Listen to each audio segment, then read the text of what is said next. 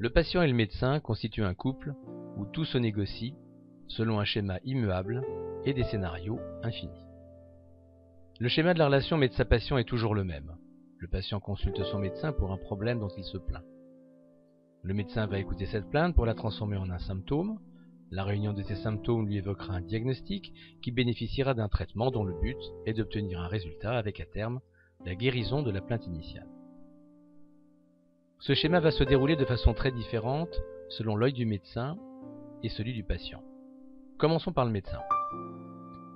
Il va analyser la plainte et négocier avec le patient pour savoir si elle peut constituer un symptôme recevable. Une fois cela fait, parfois non sans mal, il va mener une enquête qu'on appelle l'anamnèse, il va effectuer un examen clinique et demander des examens complémentaires, analyses, radio, etc. Tout cela afin d'aboutir au diagnostic. Mais après, il lui faut convaincre le patient de ce diagnostic afin d'instaurer un traitement, et cela ne se fait pas sans négociation. Par la suite, le traitement nécessitera un suivi et un bilan de la situation dans le but d'évaluer les résultats. Le but du médecin est bien entendu la guérison, ce qui est généralement le cas, mais parfois, malgré le traitement, c'est le statu quo qui s'installe, ce qui ramène au point de départ le symptôme. Un cycle infernal peut alors s'instaurer au long des consultations et amener à un conflit, au terme duquel le patient repart avec sa plainte et va consulter un autre médecin. C'est ce qu'on appelle le nomadisme médical.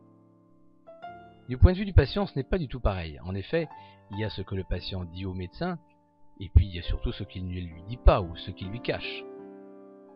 Une fois d'accord sur le symptôme qui a motivé la consultation, il va répondre à l'enquête du médecin, et là aussi il y a ce qu'il dit et ce qu'il ne dit pas. Le patient va négocier l'examen clinique, car il n'est pas prêt à tout accepter, idem pour les analyses. Le patient a sa propre idée du diagnostic, qu'il va également négocier, car il sait très bien que derrière il y aura un traitement plus ou moins contraignant. La suite on la connaît, la guérison, le statu quo ou le conflit. Finalement, autour de ce schéma, toutes les options sont possibles.